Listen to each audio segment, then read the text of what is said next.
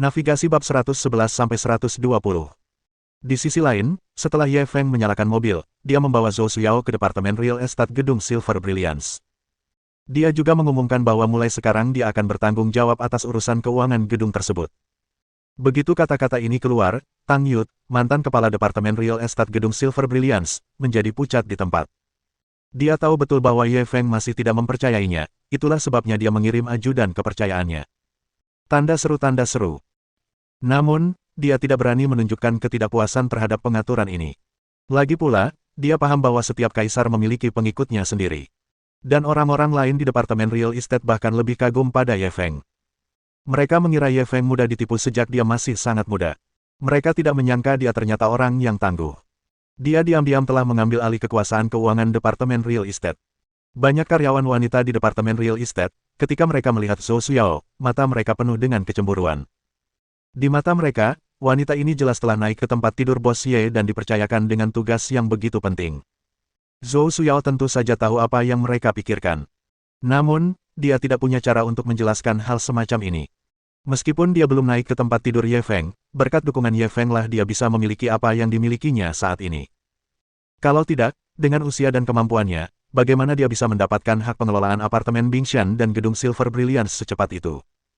Setelah dia menyelesaikan serah terima, dia mengikuti Ye Feng keluar dari gedung Silver Brilliance. Kita mau kemana sekarang? Zhou Suyao memegang setumpuk dokumen tebal dan berbalik menatap Ye Feng. Ye Feng hendak menjawab. Pada saat ini, pemberitahuan sistem tiba-tiba berdering di telinganya. Navigasi perburuan harta karun baru terdeteksi, fragmen peta harta karun misterius. Navigasi sistem diaktifkan, silakan lanjutkan di jalan saat ini dan belok kiri setelah 50 meter. Ye Feng menatap Zhou Suyao dengan tenang. Aku masih punya beberapa hal yang harus diselesaikan. Kamu harus kembali dan membiasakan diri dengan situasi keuangan gedung Silver Brilliance. Zhou Suyao tentu saja tidak keberatan dan langsung setuju. Ye Feng tidak berkata apa-apa lagi. Dia pun pergi. Perjalanan kali ini jauh lebih panjang dari sebelumnya. Dia mengikuti instruksinya. Mereka tiba di pinggiran kota setelah 40 menit. Selain itu, navigasi sistem terus membimbingnya. Ye Feng pernah ke sini sebelumnya, dan ia tahu ada sebuah kota kuno di dekat sini yang konon memiliki sejarah lebih dari 1000 tahun. Melihat arah yang ditunjukkan sistem, dia seharusnya menuju ke sana. Dan kebenarannya adalah seperti yang diharapkan Ye Feng. Mengikuti panduan sistem, mobil segera tiba di reruntuhan kota kuno. Karena bertahun-tahun tidak diperbaiki, tempat ini tampak sangat terpencil. Namun, yang mengejutkan Ye Feng, tepat di luar reruntuhan kota kuno itu, ada kru film yang sedang merekam. Saat dia sedang bimbang apakah dia harus keluar dari mobil, dia tiba-tiba melihat wajah yang dikenalnya. Itu adalah manajer Xia Qiyu, Suster Wang. Ye Feng tertawa dalam hati. Jadi, kru itu adalah tempat Xia Qiyu berada. Sebelum dia sempat mengatakan apa-apa, Suster Wang telah melihatnya dari jauh dan segera berteriak ke arah kru. Xia Qiyu yang saat itu sedang syuting mendengar hal itu langsung menghentikan syuting dan bergegas menghampiri. Direkturnya marah tetapi tidak berani mengatakan apapun. Pertama, Xia Qiyu adalah bintang besar dan bukan seseorang yang bisa diperintah oleh sutradara kecil seperti dia.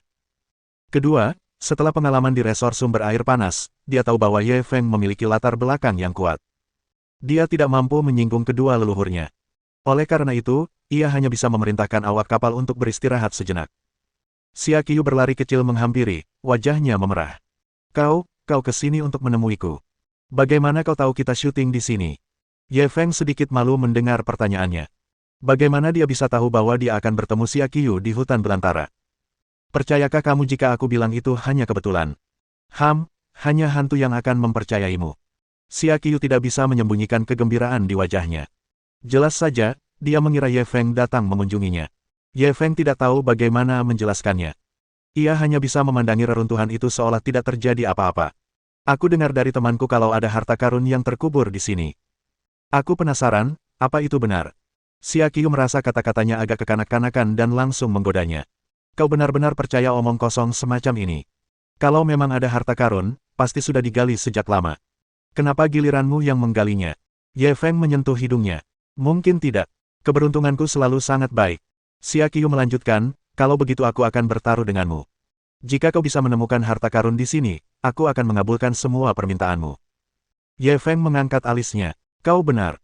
Xia Qiyu mengangkat wajahnya, tidak mau mengaku kalah. Kata-kata seorang pria sejati tidak bisa ditarik kembali. Ye Feng tidak berkata apa-apa lagi.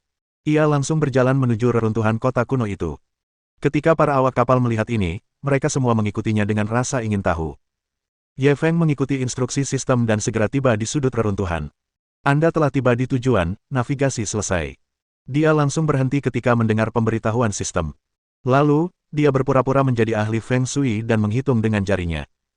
Setelah itu, Ye Feng mengambil tongkat kayu dari tanah dan menggambar lingkaran di tempat dia berdiri. Saya menduga harta karunnya ada di sini. Bagaimana kalau tidak ada?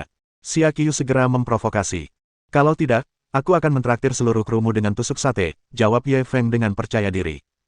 Semua orang mendengarnya. Kalau kita tidak bisa menggali harta karun itu, dia akan mentraktir kita semua barbeque. Cepat bantu dia menggali. Xia Qiu segera berbalik untuk memobilisasi kru. Ketika para awak kapal mendengar ini, mereka semua bersorak.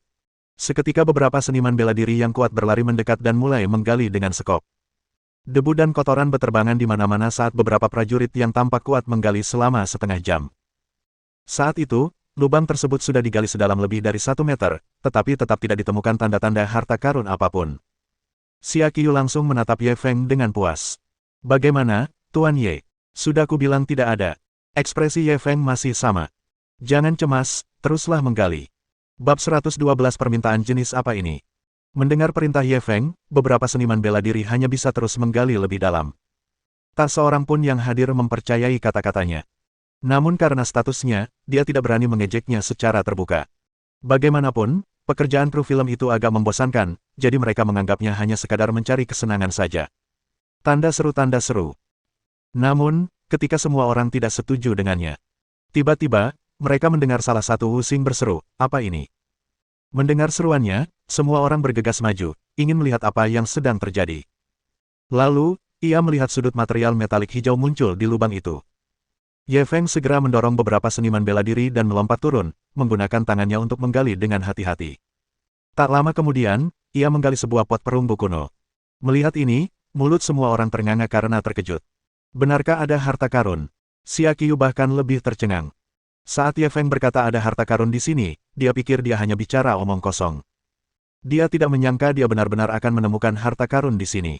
Ini sungguh tidak dapat dipercaya. Namun, ini bukanlah akhir. Ye Feng terus menggali lebih dalam. Satu persatu, barang antik digali dari dalam tanah. Pembakar dupa perunggu, pispot perunggu, koin pisau perunggu. Dia telah menggali 6 atau 7 benda perunggu. Setiap satu dari mereka bernilai sebuah kota. Ketika kru melihat ini, mereka merasa iri dan cemburu. Lihatlah dia. Dia menggali kekayaan yang tidak mungkin mereka peroleh seumur hidup mereka dalam hitungan menit. Sungguh menyebalkan membandingkan orang. Ye Feng terus menggali sebentar. Dia tidak berhenti sampai dia menggali semua benda di dalamnya. Kemudian, dengan bantuan beberapa siswa seni bela diri, dia dengan mudah melompat ke tanah dan menatap Xia Qiu dengan bangga. Bagaimana? Bukankah sudah kubilang ada harta karun di sini? Ini, bagaimana ini mungkin? Bagaimana kau tahu ada harta karun di sini? Xia Qiu masih tak percaya. Bahkan jika ada harta karun di bawah reruntuhan itu, bagaimana Ye Feng mengetahuinya?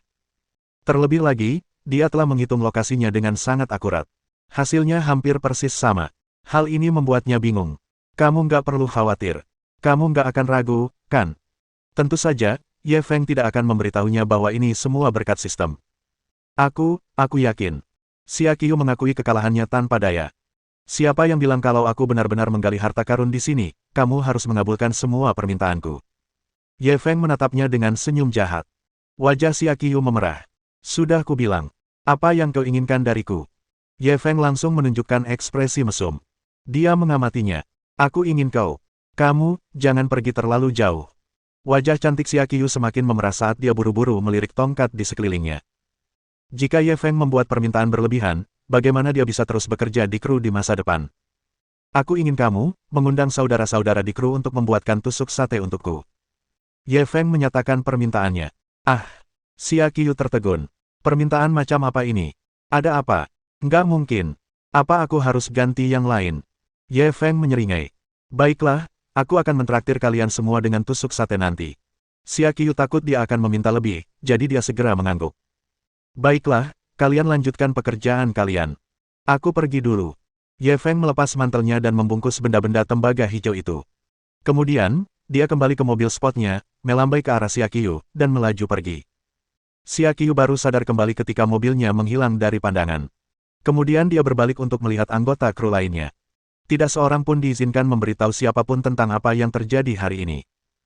Jika ada yang berani mengatakan sepatah kata pun, saya jamin mereka tidak akan bisa bertahan di industri ini. Dia tidak lagi pemalu dan semanis saat dia menghadapi Ye Feng. Sebaliknya, dia memancarkan aura mendominasi yang seharusnya dimiliki seorang ratu. Para awak kapal langsung terdiam karena takut dan berjanji tidak akan membocorkan sepatah kata pun. Xia Qiu akhirnya merasa puas dan langsung tersenyum. Baiklah, aku sudah berjanji pada Tuan Ye untuk mentraktir kalian makan sate. Aku akan menepati janjiku. Ayo kita selesaikan urusan hari ini lebih awal dan kembali makan sate bersama. Para awak kapal bersorak. Saudari Wang menyaksikan pemandangan ini dari kejauhan, hatinya dipenuhi emosi. Gadis kecil ini semakin menjadi seperti kakak perempuannya. Jika dia menambahkan koneksi dan sumber daya Tuan Ye, masa depannya tidak akan terbatas. Ye Feng mengendarai mobilnya jauh sebelum berhenti di pinggir jalan. Kemudian, dia mengeluarkan benda-benda perunggu itu dan mengamatinya dengan saksama. Tak lama kemudian, Ye Feng menemukan gulungan kulit domba seukuran telapak tangan dari pembakar dupa perunggu. Dia membuka tangannya dan melihat sebuah peta tergambar pada gulungan kulit domba. Meski sudah lama berlalu, tulisan tangan dan rute di atasnya masih sangat jelas. Sayangnya gulungan kulit domba ini tidak lengkap. Itu seharusnya hanya berupa sudut dari seluruh peta. Ye Feng mengamati cukup lama, tetapi tidak menemukan petunjuk apapun. Ia hanya bisa menyimpan gulungan kulit domba itu. Kemudian, dia berkendara kembali ke Zongtian Lakeview Villa. Setelah kembali ke villa pemandangan Danau Zongtian, Ye Feng tidak punya waktu untuk membersihkan kotoran di tubuhnya ketika dia buru-buru menyalakan komputernya dan mencari informasi pada gulungan kulit domba. Namun, dia tidak tahu apakah itu karena dia mencari dengan cara yang salah atau karena alasan lain. Pendek kata, dia mencari sampai gelap dan tetap tidak menemukan petunjuk apapun. Ye Feng tidak dapat menahan diri untuk menggaruk kepalanya. Gulungan kulit domba ini ditemukan di bawah bimbingan sistem, jadi itu jelas bukan harta karun biasa. Namun, dia tidak tahu cara menggunakannya. Ini agak canggung. Dan saat Ye Feng sedang sakit kepala karena hal ini, matanya tiba-tiba berbinar. Meskipun dia tidak mengetahuinya, orang lain seharusnya mengetahuinya. Saat memikirkan hal ini, Ye Feng segera membuat panggilan video ke Chen Qiusan. Adik Ye, mengapa kamu berpikir untuk mencariku hari ini? Begitu panggilan video tersambung, Chen Qiusan bertanya dengan wajah penuh keheranan. Saudara Chen, saya baru saja mendapatkan gulungan kulit domba, tapi saya tidak tahu isinya. Bisakah saudara membantu saya melihatnya? Ye Feng segera menjelaskan niatnya. Kirimkan padaku, aku akan memeriksanya untukmu. Chen Qiusan segera mengangguk setuju. Ye Feng tidak berkata apa-apa lagi. Ia memotret peta harta karun itu dan mengirimkannya kepadanya. Chen Qiusan yang awalnya tersenyum, langsung berubah serius saat melihat gambar itu. Mungkinkah ini? Bab 113 Harta Karun Rahasia Raja Siang, fragmen peta harta karun. Ada apa, kakak Chen? Ada masalah? Ye Feng melihat ekspresi Chen Qiusan sedikit aneh dan segera bertanya. Adik Ye, peta harta karun ini mungkin berisi sesuatu, aku tidak yakin, tunggu sebentar, jawab Chen Qiusan cepat. Dia segera mengajak beberapa orang lagi dan memulai panggilan video dengan banyak orang. Tanda seru. Orang-orang ini tidak muda lagi, dan masing-masing dari mereka tampak seperti orang bijak. Chen Qiusan hanya memberi Ye Feng perkenalan singkat. Mereka bisa jadi presiden asosiasi barang antik atau dekan lembaga penelitian arkeologi. Apapun jabatannya, mereka punya gelar besar. Setelah perkenalan, Chen Qiusan segera mulai menjelaskan kepada beberapa dari mereka. Senior, adik laki-laki saya ini baru saja mendapatkan gulungan kulit domba. Saya tidak yakin, jadi tolong bantu saya melihatnya.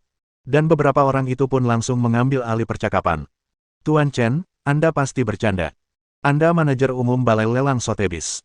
Apakah menurut Anda ada sesuatu yang tidak bisa Anda pastikan? Benar. Kalau kau saja tidak yakin, kami orang tua tidak akan berani mempermalukan diri sendiri. Aku agak penasaran. Kira-kira apa ya? Bahkan saudara Chen pun tidak yakin. Chen Qiusan segera mengirim gambar gulungan kulit domba ke kelompok tersebut. Semuanya, silakan lihat. Melihat hal itu, para lelaki tua itu pun bergegas mengenakan kaca presbiopi atau kaca pembesar untuk mempelajarinya dengan saksama. Tak lama kemudian, seorang lelaki tua dengan rambut putih di kepalanya berseru pertama kali. Mungkinkah ini? Kamu juga berpikir begitu? Sepertinya semua orang berpikir begitu. Seharusnya begitu. Ye Feng makin bingung saat mendengarkan orang-orang tua itu berbicara dengan teka-teki. Ada apa? Katakan saja. Pada saat ini, seorang lelaki tua berambut putih dan berkulit kemerahan perlahan berkata, jika aku tidak salah, ini pasti peta harta karun rahasia Raja Siang. Yang lainnya pun mengangguk setuju. Benar sekali, itu peta harta karun rahasia Raja Siang. Aku pernah melihatnya waktu kecil. Aku tidak menyangka akan melihat yang lain seumur hidupku. Benda ini, agak aneh. Semakin Ye Feng mendengarkan, semakin bingung dia, dan dia buru-buru menyela mereka, apa harta rahasia Raja Siang. Chen Qiusan menjelaskan atas namanya. Menurut legenda, ketika Xiang Yu menaklukkan dunia, ia mengumpulkan harta emas dan perak yang tak terhitung jumlahnya dan menyembunyikannya di tempat rahasia. Awalnya, dia siap menggunakannya untuk menata kembali perekonomian dan memulihkan kehidupan rakyat setelah dia menguasai dunia. Namun, manusia berencana, Tuhan yang menentukan. Pada akhirnya, ia bunuh diri dengan bunuh diri di Sungai Wu. Ketika Ye Feng mendengar bahwa gulungan kulit domba itu ada hubungannya dengan Xiang Yu, dia tercengang. Nama sang penakluk besar Xiang Yu mungkin dikenal oleh setiap orang Tiongkok. Dia tidak menyangka kalau hal ini ternyata ada hubungannya dengan dirinya. Chen Qiusan berhenti sejenak sebelum melanjutkan penjelasannya. Saat itu, untuk berjaga-jaga, Xiang Yu menggambar peta harta karun tempat ini dan membaginya menjadi 6 bagian. Ia memberikannya kepada ke-6 orang kepercayaannya, tetapi tak satu pun dari mereka tahu keberadaan satu sama lain. Dengan kematian Xiang Yu, ke-6 orang ini langsung tersebar ke seluruh dunia, dan tak seorang pun tahu di mana harta karun itu berada. Mendengar ini, Ye Feng langsung kehilangan minat. Sudah lebih dari 2000 tahun, kurasa sebagian besar dari ke-6 keping peta harta karun ini sudah hancur total. Ekspresi Chen Qiusan juga sedikit serius. Meskipun peta harta karun rahasia Raja Siang berisi kekayaan yang sangat besar, mengumpulkan ke-6 keping peta itu sama sulitnya dengan naik ke surga. Sudah lebih dari 2000 tahun berlalu, dan belum ada yang pernah mengumpulkan ke-6 keping itu. Ye Feng benar-benar kehilangan minat, dan dia hendak menutup panggilan video. Chen Qiusan ragu sejenak sebelum berbicara lagi. Menurut aturan, saya seharusnya tidak mengungkapkan informasi pelanggan, tetapi saudara Ye bukan orang luar, jadi saya akan mengungkapkan beberapa informasi kepada Anda. Sotheby's mengadakan lelang tertutup, dan semua pesertanya adalah anggota Gold kami. Saya ingin tahu apakah Anda tertarik untuk hadir. Aku masih ada kelas yang harus kuhadiri, dan aku bukan anggota Gold. Kurasa itu tidak nyaman bagiku, kan? Ye Feng tidak tertarik dengan lelang ini. Dia hanya ingin mencari alasan untuk melewatinya. Chen Qiusan melanjutkan, sejauh yang saya tahu, seseorang juga mengirimkan peta harta karun rahasia Raja Siang selama pelelangan ini. Mendengar ini, mata Ye Feng langsung berbinar. Benarkah? Chen Qiusan tak kuasa menahan tawa. Untuk apa aku berbohong padamu? Ye Feng ragu sejenak, lalu langsung mengangguk setuju. Kalau begitu aku ingin pergi melihatnya. Chen Qiusan sangat gembira. Selamat datang, selamat datang. Aku akan mengirimkan undangannya nanti. Ye Feng mengobrol dengannya sebentar sebelum menutup panggilan video. Pada saat yang sama, pemberitahuan sistem berbunyi di telinganya. Selamat kepada tuan rumah karena telah menyelesaikan navigasi berburu harta karun, hadiah sistem, fisik sempurna, kebugaran fisik tuan rumah akan mencapai tingkat manusia paling sempurna. Suara sistem berakhir. Ye Feng hanya merasakan energi besar mengalir keluar dari dantiannya. Rasanya seperti meniup balon, menyebabkan seluruh tubuhnya membengkak. Rasa sakit yang tak terlukiskan menyebar ke otaknya dan dia hampir pingsan. Untungnya, dia menggertakkan giginya dan bertahan. Transformasi ini berlangsung selama lebih dari setengah jam sebelum berakhir. Seluruh tubuh Ye Feng kelelahan. Ia terbaring di tanah dan terengah-engah. Ada lapisan tanah hitam tebal di permukaan kulitnya, yang mengeluarkan bau busuk yang memuakkan. Dia menahan keinginan untuk muntah dan berjalan terhuyung-huyung ke kamar mandi. Setelah setengah jam, dia akhirnya membersihkan semua kotoran di tubuhnya. Kemudian, dia merasakan seluruh tubuhnya menjadi jauh lebih ringan. Segala sesuatu yang dapat dilihat oleh matanya, didengar oleh telinganya, dicium oleh hidungnya, dan dirasakan oleh tubuhnya, semuanya berkali-kali lipat lebih sensitif daripada biasanya. Seolah-olah seluruh dunia baru telah terbuka. Segalanya tampak baru. Bab 114 mana yang ingin Anda lihat pertama? Keesokan paginya, Ye Feng bangun. Atau lebih tepatnya, dia tidak banyak tidur tadi malam. Sejak tubuhnya dimodifikasi oleh sistem, dia merasa penuh energi, seolah-olah dia memiliki kekuatan tak terbatas. Meskipun ia tidak banyak tidur sepanjang malam, ia tidak merasa mengantuk sama sekali. Ia melakukan lebih dari 200 push-up di lantai. Tanda seru. Kalau dulu dia hanya seonggok lumpur. Tetapi hari ini, wajahnya tidak merah, jantungnya tidak berdebar kencang, dan dia tidak merasakan apapun. Saat dia sedang syok, dia tiba-tiba menerima telepon dari Lin Junjun. Ye Feng, apakah kamu bebas hari ini? Lin Junjun bertanya begitu panggilan tersambung. Ya, kenapa? Ye Feng memegang telepon di antara telinganya dan terus mengagumi otot-ototnya yang sempurna di cermin.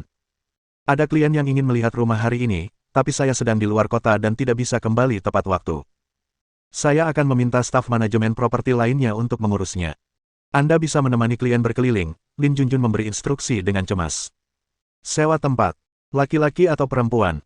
Ye Feng mengenakan mantelnya dan mendapati seluruh temperamennya telah berubah seiring dengan perubahan tubuhnya. Perempuan. Ada apa? Apa kamu masih ingin memikirkan hal lain tentangnya? Ada sedikit rasa cemburu dalam kata-kata Lin Junjun. Bukan begitu. Perempuan memang terlalu lamban. Bolehkah aku tidak pergi? Minta saja staf manajemen propertimu untuk mengantarnya melihatnya, jawab Ye Feng santai. Jangan khawatir, gadis itu sangat jujur. Dia sudah mentransfer depositnya kepadaku kemarin. Dia bahkan bilang kalau dia tidak suka, kita tidak perlu mengembalikan depositnya. Lin Junjun buru-buru menjelaskan, takut dia akan mundur. Oh, ya, baguslah. Kapan dia akan tiba? Dia akan segera datang. Kamu bisa pergi ke kantor manajemen properti dan menunggunya. Baiklah, aku tutup teleponnya. Ye Feng menutup telepon dan berganti pakaian kasual. Kemudian, dia berjalan tanpa tergesa-gesa ke kantor manajemen properti. Tuan Ye, nama saya Jiang Qi. Manajer Lin meminta saya untuk menunggu Anda di sini. Begitu tiba di pintu masuk departemen manajemen properti, seorang gadis berpenampilan sangat cantik segera menghampirinya. Ye Feng mengangguk ke arah gadis itu dan bertanya dengan santai, "Halo, apakah kliennya belum datang?" "Kami baru saja bicara di telepon. Dia seharusnya segera datang." Napas Jiang Qi agak tergesa-gesa saat berbicara kepadanya, dan dia bahkan tidak tahu di mana harus meletakkan tangannya.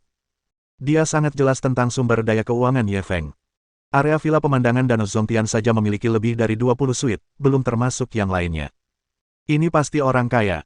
Kebanyakan gadis tidak akan memiliki banyak perlawanan terhadap pria muda dan kaya seperti dia. Terlebih lagi, dia memiliki ilusi aneh. Di masa lalu, meskipun Ye Feng sangat kaya, dia pasti memiliki temperamen seorang kaya baru. Tetapi hari ini, karena suatu alasan, setiap gerakannya memancarkan temperamen yang sangat istimewa.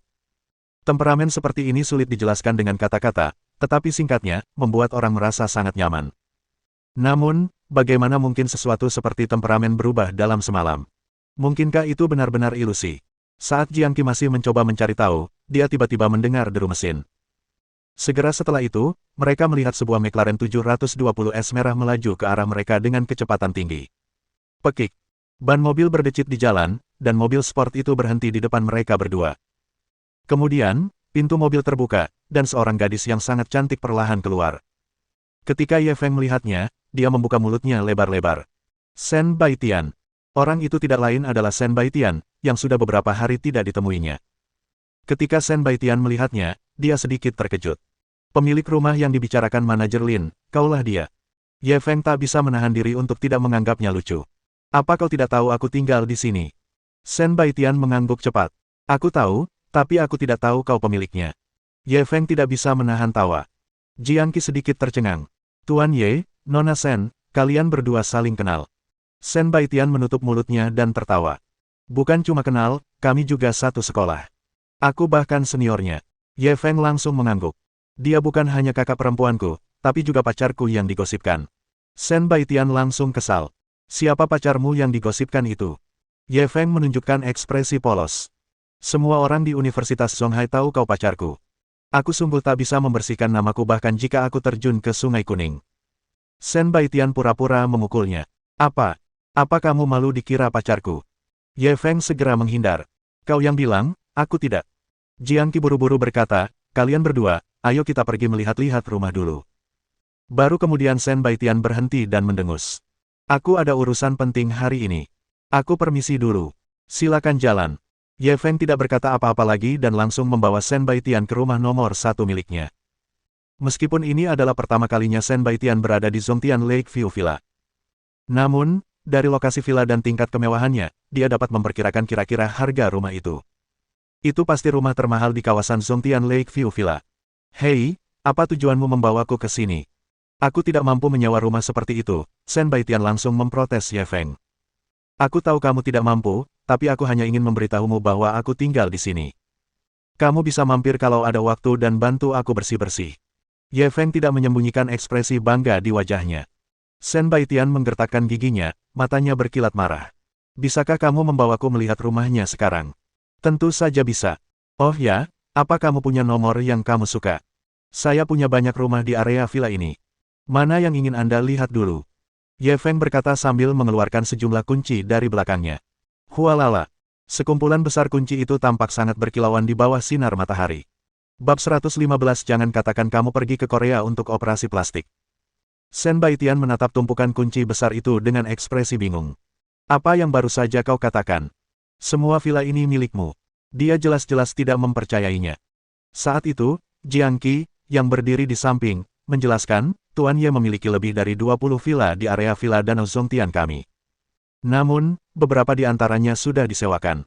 Tanda seru. Ketika dia mengatakan hal itu, ekspresinya sangat bangga, seolah-olah dia juga merasa terhormat. Ketika Shen Baitian mendengar ini, dia menatap Ye Feng dengan linglung, tidak dapat berkata apa-apa. Meskipun dia tahu Ye Feng kaya, dia tidak menyangka Ye Feng begitu kaya. Sejauh pengetahuannya, villa pemandangan Danau Zongtian sangat mahal. Satu set biayanya sedikitnya puluhan juta. Sudah sangat boros kalau bisa beli villa di sini. Dan orang ini benar-benar membeli lebih dari 20 gedung sekaligus, lalu menyewakannya satu persatu untuk mendapatkan uang sewa. Apakah dia orang bodoh yang punya banyak uang? Atau orang kaya itu bodoh? Kalau kamu tidak keberatan, aku akan membantumu memilih. Ayo kita pilih villa nomor 3. Melihat dia tidak menjawab, Ye Feng memutuskan untuk membantunya memilih satu set. Mengapa kamu memilih nomor 3? Shen Baitian sedikit bingung. Karena dekat denganku. Kita bisa saling mengunjungi saat senggang. Kamu juga bisa mampir sesekali untuk membantuku membersihkan dan membuang sampah.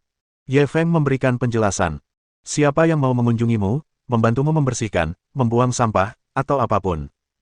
Shen Baitian melotot padanya, tetapi dia tidak menolak. Ye Feng kemudian membawanya ke villa nomor 3 untuk melihatnya. Terlihat bahwa Shen Baitian cukup puas dengan tempat ini dan langsung setuju untuk menyewanya. Jiang Qi tidak menyangka dia akan membuat keputusan secepat itu, jadi dia berlari ke kantor manajemen properti untuk mendapatkan kontrak.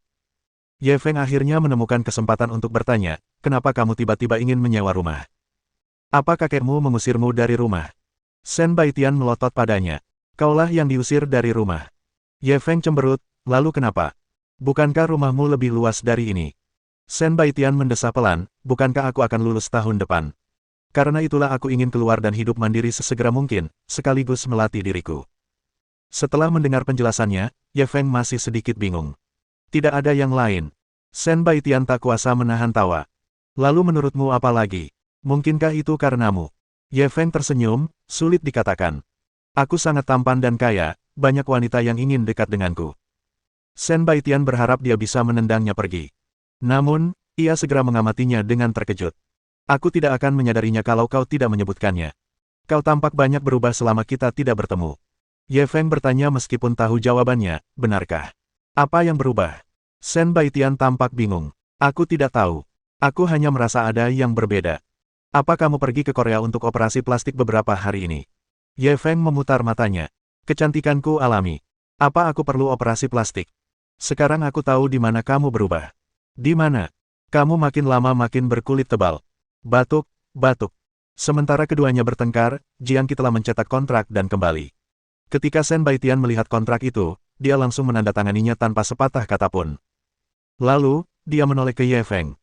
Kamu ada waktu siang ini. Ayo makan bersama. Ye Feng menyentuh hidungnya. Kamu mau makan apa? Shen Baitian merentangkan tangannya. Kamu mau makan apa? Ye Feng melambaikan seikat kunci di depannya. Menurutmu, apa yang harus kumakan agar pantas dengan statusku saat ini? Shen Baitian mengangguk dengan sungguh-sungguh. Dimengerti. Kemudian, dia mengambil alih pimpinan dan pergi. Ye Feng mengikutinya dan masuk ke mobil sportnya. McLaren meninggalkan bayangan merah saat menghilang dari Zongtian Lakeview Villa. 20 menit kemudian, McLaren muncul kembali di jalan yang kotor dan berantakan. Begitu mereka memasuki jalan, mereka bisa mencium bau busuk selokan. Pada saat yang sama, hal itu disertai dengan teriakan-teriakan yang riuh, kebisingan, dan kutukan. Ye Feng sudah lupa sudah berapa lama sejak terakhir kali dia berada di tempat yang keras seperti itu, dan dia langsung menatap Shen Baitian dengan linglung. Untuk apa kau membawaku ke sini? Qiao Fan. Saat Shen Baitian berbicara, dia memarkir mobil sportnya di depan sebuah kios makanan. Mobil super mewah itu tampak tidak pada tempatnya di lingkungan yang kotor dan berantakan. Semua orang di sekitar mereka memandang mereka berdua seolah-olah mereka adalah monster. Salah satu dari mereka tampan dan yang lainnya sangat cantik. Mereka benar-benar pasangan yang serasi. Selain itu, mereka berdua sangat luar biasa baik dalam pakaian maupun temperamennya. Bagaimana orang seperti itu bisa muncul di tempat seperti itu? Makanan ini membuat Ye Feng merasa sangat canggung. Semua orang di jalan menatap mereka seperti mereka monster. Siapapun akan merasa canggung.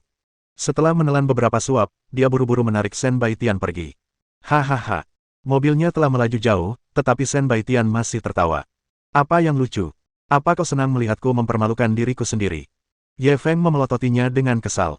Saya rasa status Anda saat ini sangat cocok untuk warung makan. Bagaimana menurut Anda, Tuan Pemilik? Saat Shen Bai berbicara, dia merasa ingin tertawa. Kalau kau terus tertawa, aku akan menaikkan sewa rumahmu. Ye Feng menggertakkan giginya dan mengancam. Baiklah, jangan bercanda lagi. Ada stadion di depan. Ayo jalan-jalan. Shen Baitian tidak menunggu persetujuan Ye Feng dan mengendarai mobil ke stadion. Stadionnya tidak besar, tetapi memiliki semua fasilitas penting. Di sana ada lapangan sepak bola, lapangan basket, dan lintasan lari. Pada saat itu, ada beberapa anak laki-laki yang sedang bermain basket, punggung mereka basah oleh keringat. Karena cuaca yang panas, beberapa dari mereka bertarung sampai mereka lemah. Namun, saat mereka melihat Shen Baitian, mereka semua seperti disuntik dengan darah ayam, dan mereka semua menjadi bersemangat. Segala macam teknik yang memukau digunakan. Shen Baitian menatap Ye Feng dengan puas. Dia seolah berkata, apakah kamu melihat pesonaku?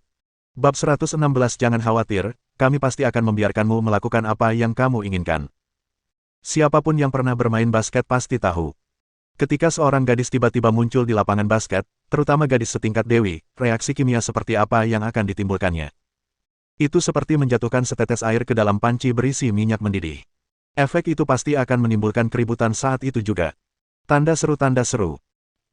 Oleh karena itu, ketika Shen Baitian dan Ye Feng muncul di tepi lapangan basket bersama-sama, anak-anak itu langsung mengeluarkan segenap kemampuan mereka dan bermain dengan sekuat tenaga untuk pamer di depan Shen Baitian.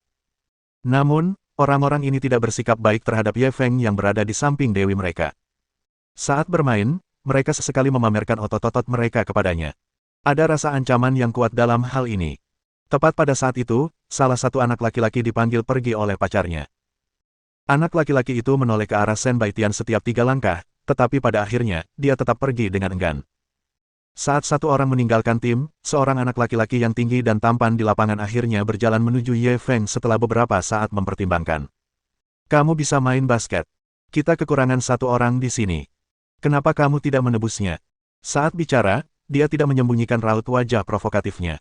Maaf, aku tidak tahu cara bermain. Ye Feng langsung menggelengkan kepalanya dan menolak. Meskipun dia bisa melihat provokasi pihak lain, dia benar-benar tidak tahu cara bermain dan tidak ingin berdebat dengan orang-orang ini. Dulu, ia fokus belajar dan jarang berolahraga. Ia selalu menjaga jarak dengan hormat dari olahraga berat seperti bola basket.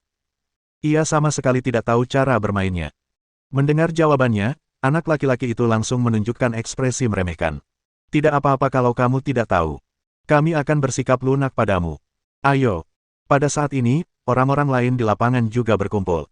Ya, kami hanya bersenang-senang. Ayo. Bagaimana mungkin seorang pria bilang dia tidak bisa melakukannya? Apakah kamu seorang pria? Benar sekali. Kau benar-benar banci. Jangan sampai kami meremehkanmu. Ye Feng melihat beberapa dari mereka mencoba memancingnya untuk bertindak, dan senyum segera muncul di wajahnya. Jika begitu, maka aku akan menerima undanganmu. Lupakan saja, Ye Feng. Ayo kita pergi saja. Kita jalan-jalan dan makan saja. Shen Baitian sudah tahu bahwa anak-anak itu sedang merencanakan sesuatu yang buruk, jadi dia segera menghentikannya. Tidak apa-apa, aku akan bermain saja dengan mereka. Ye Feng memberinya tatapan meyakinkan. Kalau begitu hati-hati. Melihat dia bersikeras, Shen Baitian hanya bisa membiarkannya. Ye Feng segera berbalik dan berjalan menuju lapangan sambil tersenyum ramah pada anak-anak itu. Aku benar-benar tidak tahu cara bermain, jadi kalian harus menyerah padaku, oke? Jangan khawatir, kami pasti akan membiarkanmu melakukan apa yang kamu inginkan. Anak-anak itu cepat-cepat mengangguk. Namun di saat yang sama, mereka saling melirik, jelas ingin memberinya pelajaran. Setelah sistem dimodifikasi, kemampuan persepsi Ye Feng menjadi sangat menakutkan. Ia langsung melihat semua gerakan kecil anak-anak itu. Namun, dia hanya tersenyum tipis dan tidak bersuara. Anak-anak baru saja bermain 3 lawan 3. Ye Feng secara otomatis ditugaskan ke tim dengan hanya 2 orang tersisa. Setelah melewati batu, gunting, kertas, tim lain mendapat bola. Ye Feng bertanggung jawab atas pertahanan. Dah, dah, dah. Anak laki-laki jangkung yang baru saja mengundangnya menggiring bola basket secara berirama dan berjalan perlahan ke arahnya. Desir. Dia mengambil langkah yang salah dan berubah menjadi bayangan saat dia melintas melewati Ye Feng. Bola basket melewati selangkangan Ye Feng. Sekalipun Ye Feng tidak tahu cara bermain, dia juga tahu bahwa tindakan ini sangat memalukan. Kilatan dingin melintas di matanya. Namun, bocah itu sama sekali tidak menyadarinya. Setelah menerobos pertahanan Ye Feng, ia memasuki wilayah tak bertuan. Adapun dua orang lainnya di tim Ye Feng, mereka tidak menghentikannya. Bang! Anak lelaki itu mencelupkan bola dengan keras dan seluruh tubuhnya tergantung di keranjang. Itu sangat mendominasi. Zhao Yu, kamu hebat. Beberapa orang di lapangan langsung bersorak. Anak laki-laki bernama Zhao Yu melompat turun dari keranjang dan meraung ke arah Ye Feng. Ekspresinya sangat arogan. Setelah konfrontasi tadi, mereka bisa melihat bahwa Ye Feng memang idiot basket. Dia bahkan tidak tahu gerakan bertahan paling dasar. Oleh karena itu, di mata mereka, mereka sudah bisa menindas para pemula dengan tenang. Tak lama kemudian, babak kedua dimulai. Zhao Yu terus memegang bola dan berjalan menuju Ye Feng. Ekspresi puas itu tidak menunjukkan bahwa ia datang ke sini untuk bertempur. Ia lebih seperti datang untuk berjalan-jalan. Ia jelas tidak menaruh perhatian pada Ye Feng. Dah. Zhao Yu berjalan satu langkah menjauh dari Ye Feng, dan mata mereka bertemu. Nak, belajarlah sedikit. Begitu dia selesai berbicara, dia melakukan hal yang sama lagi, mencoba melakukan gerakan menusuk selangkangan lainnya. Namun, rencananya gagal kali ini. Ketika dia melewati Ye Feng lagi dan mencoba menangkap bola, dia meleset. Dia berbalik dan melihat. Dia melihat Ye Feng memegang bola basket dan tersenyum padanya. Zhao Yu terkejut dan segera berbalik untuk merebutnya. Pada saat ini, Ye Feng mundur selangkah, lalu perlahan mengangkat tangannya ke atas kepala dan melemparkan bola basket dengan ringan. Aksi tembak-menembak Ye Feng tidak dianggap standar, bahkan bisa dibilang sangat canggung. Terlebih lagi, dia saat ini berdiri selangkah dari garis 3 poin. Pada jarak ini, bahkan banyak pemain basket veteran tidak berani mengatakan bahwa mereka bisa memasukkan bola ke keranjang. Oleh karena itu, beberapa orang yang hadir tidak terlalu khawatir. Namun, adegan berikutnya membuat semua orang tercengang. Bola basket itu menggambar lengkungan yang tidak begitu indah di udara. Desir. Itu benar-benar jatuh ke dalam keranjang. Seluruh lapangan basket menjadi sunyi senyap. Bok, bok, bok. Yang terdengar hanyalah suara bola basket jatuh ke tanah. Mereka tidak tahu berapa lama telah berlalu. Shen Baitian adalah orang pertama yang tersadar dan langsung bersorak. Kamu berhasil, kamu berhasil. Ye Feng, kamu hebat. Anak-anak lelaki juga bereaksi. Mereka semua menatap Ye Feng dengan tak percaya. Bukankah orang ini mengatakan bahwa dia belum pernah bermain basket sebelumnya? Bagaimana mungkin dia mencuri dari Zhao Yu dan melakukan tembakan 3 angka? Mungkinkah dia berpura-pura lemah? Ye Feng juga sedikit tercengang. Itu memang pertama kalinya dia bermain basket. Hanya saja, saat bola basket itu berada di tangannya, tiba-tiba ia dihinggapi suatu firasat yang sangat misterius. Dia membuangnya secara alami dan mudah. Dia tidak menyangka hal itu akan berjalan sebaik itu. Mungkinkah dia adalah seorang jenius basket yang telah terkubur? Bab 117 Seorang superstar yang sedang naik daun. Zhao Yu, apa yang harus kita lakukan sekarang? Anak ini berpura-pura menjadi babi untuk memakan harimau. Di sisi lain, anak laki-laki yang berencana menggunakan Ye Feng sebagai batu loncatan segera berkumpul dan mulai membahas tindakan balasan. Itu hanya kucing buta yang menabrak tikus mati. Ekspresi Zhao Yu penuh dengan penghinaan. Meskipun Ye Feng telah mencetak 3 angka, dan dia sangat terkejut, pada saat yang sama, dia juga bisa melihat bahwa postur menembak Ye Feng sangat canggung. Tanda seru. Jelaslah bahwa dia tidak menjalani pelatihan sistematis apapun. Oleh karena itu, ia menilai bola yang baru saja dilempar masuk juga merupakan keberuntungan. Semuanya, tetap semangat. Nanti serius saja. Ayo kita beri anak ini pelajaran. Zhao Yu melirik Shen Baitian yang sedang menyemangati Ye Feng, dan hatinya dipenuhi rasa cemburu. Ia segera memberi instruksi kepada yang lain. Beberapa dari mereka langsung mengerti. Mereka menatap Ye Feng dengan tatapan jahat. Babak ketiga dimulai. Kali ini giliran Ye Feng yang memegang bola, sementara Zhao Yu bertugas bertahan. Nak, aku terlalu ceroboh terakhir kali. Lihat bagaimana aku akan menghadapimu kali ini. Saat mata Zhao Yu dan Ye Feng bertemu, ekspresinya sangat arogan. Oh, ya. Kalau begitu kamu harus perhatikan baik-baik. Saat Ye Feng selesai berbicara, dia tiba-tiba melaju ke depan. Zhao Yu segera mendekat untuk bertahan, tidak memberinya kesempatan untuk menembak. Nak, kalau kau ingin menerobos dariku, tunggu saja di kehidupanmu selanjutnya. Siapa bilang aku akan menerobos? Pada saat ini, seringai muncul di wajah Ye Feng. Lalu, dia melesat ke langit. Trik kecil. Zhao Yu tertawa dingin dan mengikuti, melompat tinggi ke udara dan bersiap untuk menghalangi jalan. Namun, apa yang terjadi selanjutnya membuatnya tercengang. Ye Feng, yang melompat lebih dulu, tidak langsung menembak, tetapi tiba-tiba tampak memasuki gerakan lambat. Itu seperti adegan gerak lambat dalam film saat terus naik. Pada saat ini, tubuh Zhao Yu sudah mulai jatuh. Sedangkan Ye Feng, ia masih mempertahankan kecepatannya yang lambat, masih dalam proses naik, hingga kedua kaki Zhao Yu menyentuh tanah. Baru setelah itu dia melempar bola basketnya dengan santai. Desir. Bola basket melengkung indah di udara dan jatuh ke gawang. Bang! Baru sekarang Ye Feng perlahan mendarat di tanah. Lapangan basket kembali sunyi. Semua orang, termasuk Zhao Yu, menatapnya seolah-olah mereka telah melihat hantu. Mereka belum pernah mendengar kemampuan melompat yang begitu mengerikan. Bahkan dewa basket legendaris, Jordan, dan para pemain top NBA saat ini tidak memiliki kemampuan melompat yang berlebihan seperti itu. Meskipun mereka tidak secara akurat menghitung tinggi lompatan Ye Feng dan lamanya ia bertahan di udara. Akan tetapi, mereka juga tahu bahwa waktu yang dihabiskan Ye Feng di udara dan ketinggian lompatannya pasti lebih tinggi daripada pemain NBA manapun yang pernah mereka lihat sebelumnya. Apakah dia masih manusia? Zhao Yu dan yang lainnya langsung berkeringat dingin. Shen Baitian, yang menonton dari pinggir lapangan, bersorak lagi, Ye Feng, kamu benar-benar tampan. Kamu sangat tampan. Dia juga tidak tahu apa arti kemampuan melompat Ye Feng yang mengerikan itu. Dia senang asalkan dia mencetak poin. Lanjutkan. Aku tidak percaya ajaran sesat. Zhao Yu menggertakkan giginya dan melemparkan bola basket kembali ke Ye Feng. Kepribadiannya kuat. Semakin kuat penampilan Ye Feng, semakin besar pula hasratnya untuk membunuh. Ye Feng mengambil bola basket, dan tanpa berkata apa-apa, dia bergegas maju lagi. Melihat hal itu, Zhao Yu segera menghampirinya untuk memberi salam. Akan tetapi, sebelum dia sempat bersiap, dia merasakan hawa dingin di tulang punggungnya. Bola basket telah melewati selangkangannya. Adapun Ye Feng, dia sudah berubah menjadi bayangan dan menghilang dari pandangannya. Saat dia berbalik, dia hanya melihat punggung tampan Ye Feng saat dia melakukan layup 3 langkah. Desir. Bola basket jatuh ke keranjang lagi.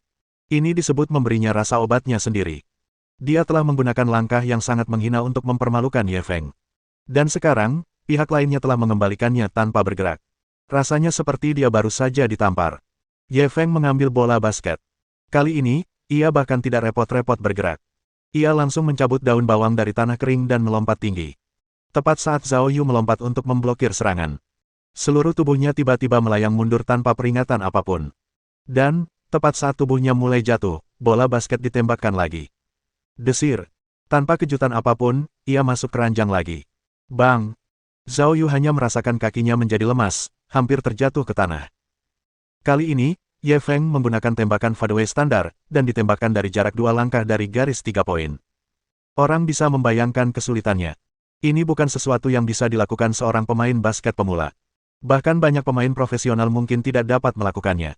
Pihak lain pasti menyembunyikan kekuatannya. Dia berpura-pura lemah. Akan tetapi, mata Zhao Yu sudah merah karena pembunuhan itu, dan dia tidak terlalu peduli. Dia menggertakkan giginya saat mengatakan hal ini. Dia selalu berpikir bahwa dirinya memiliki bakat super dalam bermain basket. Namun kini, dia dihajar habis-habisan oleh seorang laki-laki yang usianya kira-kira sebaya dengannya. Dia tidak mau menerima ini. Kamu hanya minta dipermalukan. Ye Feng memantulkan bola basket dan menatapnya dengan pandangan menghina, persis seperti bagaimana dia memandang Ye Feng di awal.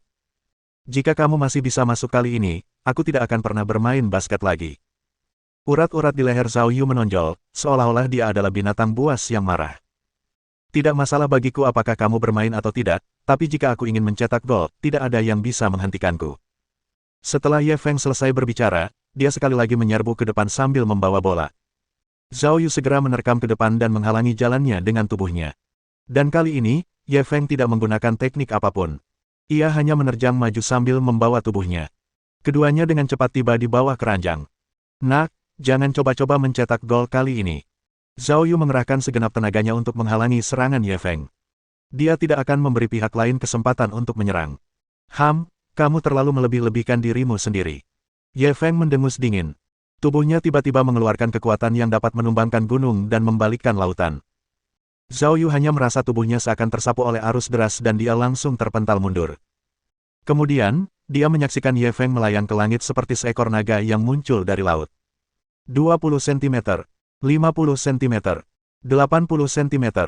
Seolah-olah Ye Feng terbebas dari gravitasi bumi, dan tubuhnya terus bangkit. Semua orang di lapangan tercengang. Mereka menatap kosong ke arah lelaki yang tampak melayang di angkasa. Seolah-olah mereka sedang melihat bintang yang sedang bersinar. Bab 118. Apakah aku terlihat seperti orang bodoh bagimu? Ledakan. Retakan. Pertama, ada selendung yang keras. Tepat setelah itu, terdengar suara keranjang pecah. Tanda seru. Setelah itu, Ye Feng meraih keranjang dan mendarat di tanah. Beberapa orang di lapangan basket merasakan kaki mereka lemas, dan mereka semua terjatuh ke tanah. Itu adalah penyerahan diri sepenuhnya yang datang dari lubuk hati mereka. Lompatan Ye Feng barusan mencapai 1,2 meter. Masih 1,3 meter. Atau 1,4 meter. Mereka tidak tahu jumlah pastinya. Namun, hal ini tidak lagi penting. Mereka tahu bahwa tim lawan pasti telah melampaui rekor pemain NBA saat itu.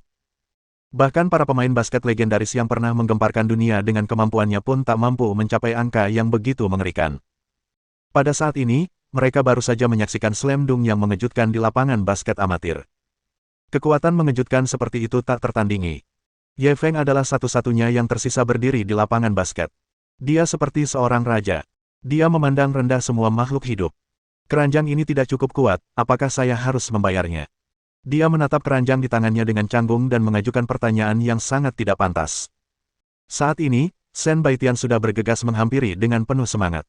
Ye Feng, bolamu tadi keren banget, keren banget. Gimana caranya? Mendengar pujiannya, Ye Feng sedikit kesal. Bola itu. Apa aku kurang tampan? Shen Baitian terdiam.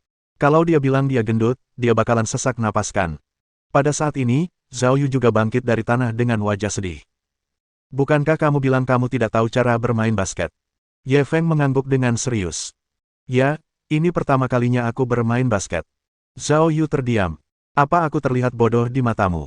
Ini pertama kalinya kamu main basket, dan kamu bisa main di level ini. Pada saat ini, orang-orang lain di arena juga berkumpul. Tepat sekali. Mustahil mencapai levelmu tanpa kerja keras 10 hingga 20 tahun. Dan itu haruslah yang memiliki bakat luar biasa. Orang biasa tidak akan bisa mencapai level ini meskipun mereka berlatih seumur hidup. Di levelmu, kamu bisa langsung masuk liga profesional. Kamu bahkan mungkin bisa masuk NBA. Bro, kamu jahat banget. Sekalipun kamu pura-pura jadi babi buat makan harimau, kamu nggak seharusnya bersikap kayak gini. Benar sekali, bukankah itu bullying jika kau melawan kami dengan tingkat kemampuanmu? Beberapa dari mereka mulai mengeluh. Ye Feng tidak bisa menjelaskan dirinya sendiri sekarang. Itu benar-benar pertama kalinya dia bermain basket. Karena tubuhnya telah dimodifikasi oleh sistem, kebugaran fisik dan kecepatan reaksinya jauh lebih unggul daripada yang lain. Akan tetapi, tidak ada cara untuk menjelaskan hal semacam ini, dan dia enggan menjelaskannya kepada orang-orang ini. Zhao Yu menghela napas dalam-dalam. Kupikir bakat basketku sudah sangat bagus, tapi aku tidak menyangka akan ada yang lebih baik dariku. Aku terlalu percaya diri. Aku hanya bilang kalau kamu mencetak gol lagi, aku tidak akan bermain seumur hidupku. Aku akan menepati janjiku. Ye Feng tersenyum. Dia tidak menjawab. Adapun Zhao Yu, ia jelas merasa sedikit malu dan kesepian. Melihat ini, ia tak bisa berkata apa-apa lagi. Ia membawa bola dengan sedih dan segera pergi bersama beberapa teman. Melihat ini, Shen Baitian langsung tertawa, orang itu sungguh menyedihkan. Meskipun bakatnya melampaui kebanyakan orang, karakternya sungguh buruk. Kalau tidak, dia tidak akan kalah telak darimu, dan karir basketnya pun tidak akan berakhir. Ye Feng tersenyum, tetapi tidak berkata apa-apa. Setelah menatapnya, ia berjalan keluar stadion. Setelah berjalan keluar stadion, Shen Baitian tampak sedikit penasaran dan terus menatap Ye Feng dengan tatapan aneh. Kenapa kau terus menatapku? Ye Feng sedikit takut dengan tatapannya, dan dia langsung melotot padanya. Apakah ini benar-benar pertama kalinya kamu bermain basket? Shen Baitian bertanya dalam hatinya. Apakah aku masih perlu berbohong padamu? Ye Feng terdiam saat mendengar pertanyaannya. Kamu benar-benar berbakat, bisa bermain begitu baik di percobaan pertama. Kenapa kamu tidak mempertimbangkan untuk menjadi atlet profesional? Saran Shen Baitian dengan niat baik. Aku tidak tertarik, tolak Ye Feng dengan tegas. Kenapa? Kamu punya bakat olahraga, kan? Shen Baitian sedikit penasaran. Apa kau harus jadi atlet hanya karena punya bakat olahraga? Kalau kau sebodoh itu, kenapa kau tidak jadi babi saja? Ye Feng mengkritiknya tanpa ampun. Kau, pergilah ke neraka. Ketika Shen Baitian mendengar bahwa dia berani memanggilnya babi, dia langsung mengejarnya dengan kesal. Ye Feng menghindar sambil terus memprovokasi. Tepat saat mereka berdua asyik bercanda, mereka tiba-tiba melihat sisi jalan yang lain telah dikepung sepenuhnya. Tampaknya ada sesuatu yang hidup sedang terjadi. Baiklah, berhenti main-main. Ayo kita ke sana dan lihat. Ye Feng buru-buru meraih pergelangan tangannya dan mengerucutkan bibirnya. Shen Baitian berjuang sejenak dan akhirnya menyerah sepenuhnya, membiarkan dia memegangnya. Mereka berdua menyeberang jalan dan menerobos kerumunan. Kemudian, dia melihat beberapa cosplayer dengan pakaian aneh berdiri di tengah kerumunan. Ketika Ye Feng melihat para cosplayer, dia tertegun sejenak, lalu dia tertawa. Dia sebenarnya mengenal dua orang cosplayer.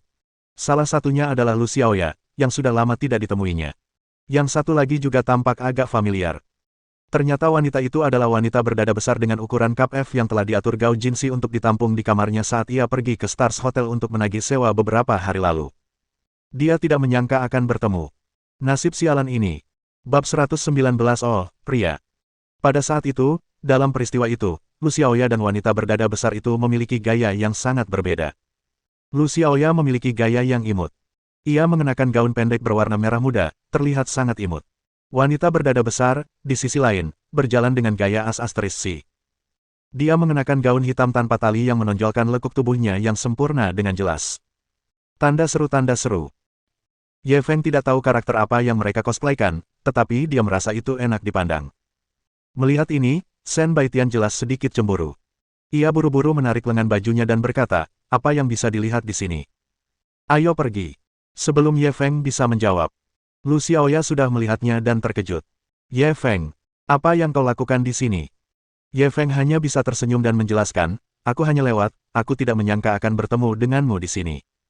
Wanita berdada besar F-Cup itu juga mengenalinya, dan ekspresinya langsung menjadi gugup. Shen Baitian mendengar percakapan mereka dan sedikit terkejut. Kalian berdua saling kenal. Ye Feng hanya bisa memperkenalkannya, namanya Lu Xiaoya, dia temanku. Lalu, dia menoleh ke arah Lu Xiaoya. Namanya Shen Baitian. Lu Xiaoya berinisiatif untuk berjabat tangan dengan Shen Baitian, lalu menoleh ke Ye Feng. Pacarmu. Ye Feng melambaikan tangannya dengan cepat. Saya tuan tanahnya. Ketika Shen Baitian mendengar penjelasannya, dia langsung melotot ke arahnya. Mengapa kedengarannya seperti dia terburu-buru untuk menarik garis yang jelas di antara mereka?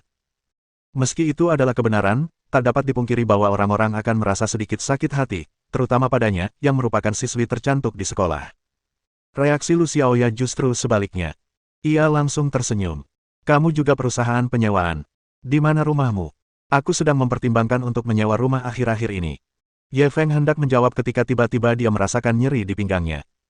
Sebenarnya Shen Baitian lah yang diam-diam mencubitnya. Arti ancaman itu jelas dengan sendirinya. Ia hanya bisa menelan kata-kata yang hendak keluar dari mulutnya. Maaf, rumahku sudah kusewakan. Aku tidak punya kamar kosong untuk saat ini. Lu Xiaoya sedikit kecewa. Kalau ada kamar kosong, ingat untuk menyisakan satu untukku. Ye Feng segera mengangguk. Tentu saja, tentu saja. Baru saat itulah wajah Shen Baitian menampakkan senyuman. Ye Feng, tiba-tiba aku ingat aku harus kembali ke sekolah untuk menyelesaikan beberapa hal. Mau ikut denganku? Ye Feng menggelengkan kepala dan menolak. Kalau ada urusan, kamu bisa pergi dulu. Aku akan naik taksi saja nanti. Shen Baitian sedikit kecewa, tapi akhirnya mengangguk. Kalau begitu, aku pamit dulu. Kemudian, dia menatap Lu Xiaoya dengan tatapan waspada. Melihat punggungnya saat dia pergi, Lu Xiaoya berkata dengan lemah, saudari Shen ini sepertinya tidak menyukaiku. Ye Feng tidak tahu harus menjawab apa, jadi dia hanya menertawakannya, kenapa harus begitu? Dia sebenarnya mudah bergaul. Lu Xiaoya menoleh padanya. Maksudmu aku orang yang sulit bergaul? Ye Feng langsung terbatuk kering, aku tidak bilang begitu. Kalian berdua sangat mudah bergaul, kalian berdua sangat pengertian. Lu Xiaoya tidak menyerah. Lalu, di antara kita berdua, menurutmu siapa yang lebih mudah akur? Ye Feng merasa sakit kepala. Bagaimana kamu bisa bersaing? Lu Xiaoya mengangkat wajahnya dengan keras kepala. Kenapa aku tidak bisa bersaing? Menurut pikiranmu yang sebenarnya, siapa yang lebih mudah akur di antara kita berdua? Ye Feng tersenyum. Kurasa kalian berdua sangat sulit bergaul. Aku bisa hidup 3 tahun lebih singkat jika aku berbicara lebih banyak dengan kalian berdua. Selamat tinggal. Setelah selesai berbicara, dia melambaikan tangan padanya dan pergi. Lu Xiaoya menutup mulutnya dan tertawa saat melihatnya pergi. Pada saat ini, wanita berdada besar itu berjalan mendekat. Xiaoya, apakah kamu sangat dekat dengan Tuan Ye ini? Lu Xiaoya mengangguk. Dia pernah menyelamatkan hidupku. Mulut wanita berdada besar itu menganga lebar karena terkejut. Ada hal seperti itu. Lu Xiaoya menatapnya dengan aneh. Yusue, kenapa aku merasa kau agak takut padanya? Apa kau mengenalnya? Gadis bernama Yusue itu memucat dan menggelengkan kepalanya. Bagaimana aku bisa mengenalnya? Aku tidak mengenalnya, sungguh. Lu Xiaoya merasa lega. Bagus. Kukira kau juga menyukainya. Yusue mendongak kaget. Juga. Maksudmu, kau menyukainya? Lu Xiaoya panik. Siapa yang suka dia? Jangan ngomong sembarangan. Yusue masih ingin bertanya. Lu Xiaoya segera pergi dengan perasaan bersalah. Sudah cukup. Kembalilah dan lanjutkan pertunjukan kita. Yusue berbalik dan melupakan arah yang ditinggalkan Ye Feng. Dia mungkin tidak mengenalinya, kan? Ye Feng tidak terburu-buru pulang. Ia naik taksi dan berkeliling sepanjang sore. Saat dia sampai rumah, waktu sudah lewat pukul 8 malam. Dia baru saja mandi dan bersiap membaca buku. Pada saat ini, dia tiba-tiba menerima pesan WeChat dari Shen Baitian. Apakah kamu bersama Suster Lumu? Ye Feng melihat pesan itu dan merasakan sakit kepala. Jangan bicara omong kosong, aku dan dia hanya teman biasa. Apakah aku perlu berbohong padamu? Lalu, teman macam apa kita ini, apa kita hanya teman biasa? Saya tuan tanahmu. Tidak ada hubungan lain. Dan akulah pacar yang digosipkan itu. Lalu, apakah Anda ingin menghapus kata dikabarkan? Kenapa kamu tidak mengatakan apapun? Saya tidak bisa menanggapinya. Ye Feng mengobrol dengannya sebentar, berpikir bahwa ia akhirnya bisa mendapatkan kedamaian dan ketenangan. Pada saat ini, Lu Xiaoya juga mengirim pesan. Apa yang kamu lakukan, kamu tidak sedang mengobrol dengan kakak Shen itu, kan? Bagaimana kamu tahu? Ye Feng tanpa sadar menjawab, dia ingin mengingatnya tetapi sudah terlambat. Seperti yang diharapkan, sepertinya kamu punya hubungan baik dengan kakak Shen ini. Apakah ada sesuatu yang Anda butuhkan dari saya? Tidak bisakah aku berbicara denganmu jika aku tidak membutuhkan apapun? Tentu saja bisa, tapi aku agak mengantuk sekarang dan ingin tidur. Kamu penuh energi saat berbicara dengannya, tetapi kamu mengantuk saat berbicara denganku. Kenapa kamu diam saja, apa kamu terlalu malas untuk membalasku? Bab 120 saya akan memberikan demonstrasi standar kepada pemula ini. Ye Feng dibombardir dengan pesan dari Shen Baitian dan Lu Xiaoya hingga larut malam. Selain itu, dia tidak tidur sepanjang malam. Oleh karena itu, dia tertidur tanpa disadarinya. Ketika dia terbangun, hari sudah pagi berikutnya. Tanda seru tanda seru. Ada juga banyak pesan yang belum terbaca dari kedua gadis itu di WeChat. Ye Feng melirik mereka sekilas, terlalu malas untuk menjawab satu persatu. Wanita itu merepotkan. Dua wanita akan lebih banyak menimbulkan masalah daripada masalah. Biarkan saja mereka menggantung untuk sementara waktu. Ketika memikirkan hal ini, Ye Feng melempar ponselnya dan pergi ke kamar mandi untuk mencuci mukanya. Sambil menatap garis-garis otot yang sempurna di cermin, dia mendecak lidahnya karena takjub. Dulu, karena ia sibuk belajar, ia jarang berolahraga. Oleh karena itu, tubuhnya selalu dalam kondisi yang tidak sehat, belum lagi bentuk tubuhnya yang terlalu mengerikan untuk dilihat. Sekarang, setelah transformasi sistem, tubuhnya dapat dikatakan sempurna. Selain konfrontasi hebat di lapangan basket kemarin, ia memiliki pemahaman awal tentang kekuatan fisiknya saat ini. Namun, apa batas tubuh ini? Dia masih belum memiliki pemahaman yang jelas. Tampaknya ia harus mencari tempat latihan untuk menantang dirinya, atau untuk memahami batas-batas tubuhnya. Memikirkan hal ini, Ye Feng tidak ragu lagi. Dia segera berganti pakaian santai dan berjalan keluar. Dia ingat ada klub kebugaran kelas atas tidak jauh dari Zongtian Lakeview Villa. Memikirkan klub kebugaran yang tak jauh dari sini, Ye Feng terlalu malas menyetir. Ia pun berjalan kaki ke sana. Saat dia tiba di pusat kebugaran, sudah banyak orang yang berolahraga di sana, berkeringat deras. Ruang olahraga yang besar itu dipenuhi bau hormon. Di antara mereka, ada banyak wanita cantik berparas elok dan bertemperamen baik, yang mengenakan pakaian fitness. Namun, yang membuat Ye Feng merasa malu adalah dia ingin mengajukan permohonan kartu kebugaran, tetapi dia menyadari bahwa tidak ada seorang pun yang memperhatikannya. Dia melihat sekeliling. Baru saat itulah Ye Feng menyadari bahwa semua pelatih klub kebugaran sedang mengelilingi seorang wanita, mencoba memenangkan hatinya. Wanita itu tampak berusia 30-an dan sangat cantik. Meskipun masih ada sedikit perbedaan antara dirinya dan para wanita cantik papan atas seperti Xia Qiyu dan Shen Baitian, pesona dewasa pada tubuhnya adalah sesuatu yang tidak dimiliki gadis-gadis muda. Dia adalah seorang wanita muda yang cantik. Selain itu, hal yang paling menarik perhatian darinya adalah bentuk tubuhnya. Dia memiliki bentuk tubuh yang berlekuk dan hampir sempurna. Dia mengenakan tank top olahraga hijau tentara dan celana pendek berwarna sama. Di bagian tengah, pinggang yang indah terekspos, dan garis pinggangnya terlihat jelas. Tidak mengherankan jika sekelompok pelatih pria berhenti bekerja dan mengelilinginya untuk menyenangkannya. Ye Feng tak punya pilihan selain berteriak, "Ada orang di sana. Aku mau kartu." Para pelatih berbalik dan meliriknya, lalu saling menyerahkan tugas. Akhirnya, seorang pelatih yang lebih muda datang dengan enggan dan wajah muram untuk membantunya mengatasinya. Ye Feng memanfaatkan waktu saat mengajukan kartu dan bertanya, "Siapa wanita itu? Kalian sepertinya sangat peduli padanya." Sang pelatih mendongak menatap wanita muda yang cantik itu, matanya penuh dengan kekaguman. "Itu Gulin. Dia dewi klub kita. Siapa yang tidak akan terpikat olehnya? Kecuali kalau dia bukan laki-laki." Ketika Ye Feng mendengar ini, dia hanya bisa mengangguk setuju. Setelah mengajukan permohonan kartu, ia langsung menuju ke mesin.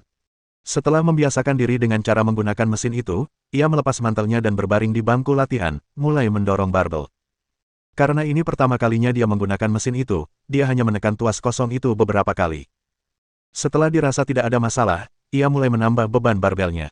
Untuk berjaga-jaga, ia terlebih dahulu menambahkan beban sebanyak 10 kg. Kemudian, ia melakukan bench push beberapa kali dan merasa bahwa hal itu tidak ada bedanya dengan tiang yang kosong. Ia memutuskan untuk meningkatkannya menjadi 50 kg sekaligus, dan kemudian ia mulai melakukan bench press. 1 set, 10 set, 20. Meski beratnya bertambah hingga 50 kg, tetap saja itu masih ringan baginya. Terlebih lagi, setelah transformasi sistem, tubuhnya mendekati sempurna. Meskipun bukan jenis otot yang eksplosif, namun memberikan orang perasaan kekuatan yang tepat. Selain itu, dengan bench press seberat 50 kg yang begitu mudah, sulit untuk tidak menarik perhatian orang. Gulin, yang dikelilingi oleh sekelompok pelatih pria, menyadari situasi tersebut dan tak dapat menahan diri untuk meliriknya beberapa kali. Ia menyela seorang pelatih pria yang sedang bercanda dan bertanya dengan rasa ingin tahu, apakah pria itu anggota baru klub. "Kok saya belum pernah melihatnya sebelumnya?" Mendengar ini, para pelatih pria segera menoleh ke arah Ye Feng. Mata mereka penuh dengan permusuhan. Mereka memuja Gulin setiap hari, tetapi dia tidak pernah menatap mata mereka. Adapun Ye Feng, dia baru tiba sebentar dan dia sudah berhasil menarik perhatiannya. Hal ini membuat mereka sangat tidak bahagia. "Oh, ya, dia pendatang baru." Pelatih pria yang membantu Ye Feng mengajukan kartu anggota tadi menjawab dengan acuh tak acuh. Gulin menatap Ye Feng dengan penuh minat. "Dia hebat sekali. Kurasa barbelnya setidaknya 50 kg, kan? Dia benar-benar bisa melakukannya dengan mudah." Para pelatih pria bahkan lebih kesal ketika mendengar pujiannya. Seorang pelatih berotot berambut pirang tertawa meremehkan. "Hehe, 50 kg itu apa sih? Kalau orang nggak bisa angkat beban sekecil ini, malu banget." Setelah selesai berbicara, dia berjalan ke Ye Feng dengan arogan. "Bro, gerakanmu kurang standar. Biar aku dorong beberapa kali sebagai model. Kamu bisa meniru dan belajar dariku." "Baiklah," katanya. Ye Feng perlahan berdiri dan menyerahkan mesin itu. "Kalian berdua, kemari dan bantu aku. Tambahkan 50 kg lagi. Aku akan melakukan demonstrasi standar untuk pendatang baru ini," kata pelatih berambut kuning itu sambil melambaikan tangan kepada dua pelatih lainnya. Sambil berbicara, dia tidak lupa memberikan senyum kepada Gulin yang menurutnya sangat tampan. Kedua pelatih itu mendengarnya dan segera datang membantunya menambah berat badannya. Pelatih berambut kuning itu perlahan berbaring di bangku latihan, memegang barbel dengan kedua tangan, dan mendorongnya ke atas dengan kuat. Wajahnya langsung memerah, dan tangan yang memegang barbel mulai gemetar. "Bukankah ini terlalu berat? Bukankah Ye Feng terlihat cukup santai sekarang? Apaan nih?" Mohon dukungan dari omom ante-ante sekalian, buat subscribe atau sharekan novel Mimin ke Facebook kalian, agar channel Mimin bisa terus berkembang. Dengan begitu, Mimin bisa lebih semangat untuk up novel seru lain ke depannya. Sekiranya ada kebutuhan buat subback, silakan inbox Mimin atau tuliskan di kolom komentar. Mimin dulukan dengan ucapan terima kasih.